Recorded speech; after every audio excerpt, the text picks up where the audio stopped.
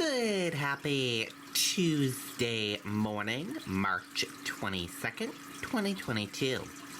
I'm Riley King, and welcome to this morning news update right here on the Riley King Radio Network. Let's get started right now.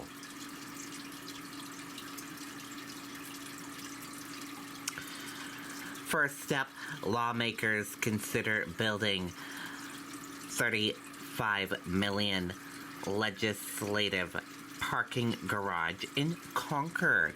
Let's take a listen to that video from WMUR News 9.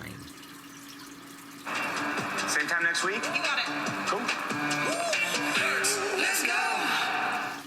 A big chunk of New Hampshire state budget surplus could be going to build lawmakers a new parking garage. State House leaders say that the current legislative parking garage, a steel beam structure above Storer Street in downtown Concord, has been used far beyond its intended life and is in state of disrepair. The proposal presented today by House Speaker Sherman Packard would spend $35 million in budget surplus funds to build a new garage on the current site of the Department of Justice and move the DOJ to an existing building elsewhere in Concord. The speaker says the existing parking garage has an estimated 3 years left before it is too dangerous to use. Do I want to spend $35 million on a parking garage? No. Do we have to? Yes. This proposal received a first hearing Monday afternoon in Concord before the House Finance Committee. While several leaders spoke in favor of the project, the idea was met with skepticism from reps on both sides of the aisle. Okay, and there you go on that video and that report.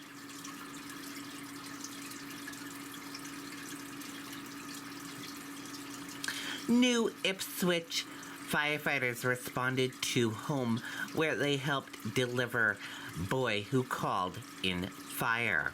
Let's take a listen to that video from WMUR News 9. A coincidental reunion for first responders and a 12-year-old boy from New Ipswich. 12 years ago, New Ipswich firefighters, a police officer, and a Souhegan ambulance were called to help with a home birth. That baby was Robert, who last week helped guide firefighters to his home after a fire broke out. The fire department says he did a great job evacuating safely and alerting authorities.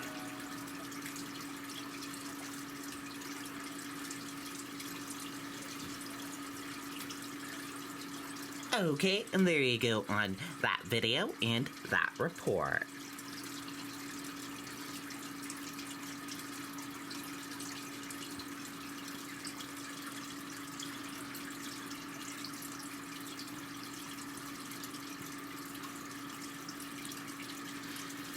Deadly Boeing 737 crash in mountainous region of China. Let's take a listen to that video from ABC News. We're learning more tonight about this horrific crash of a Boeing 737 in China. That passenger jet was just 6 years old. It was well into the flight, suddenly plunging to the ground at more than 430 miles an hour. 132 people on board, no survivors found. Now the urgent investigation, of course, to find the cause. The Boeing 737 is the most popular commercial plane in the world. ABC's Gio Benitez covers aviation for us.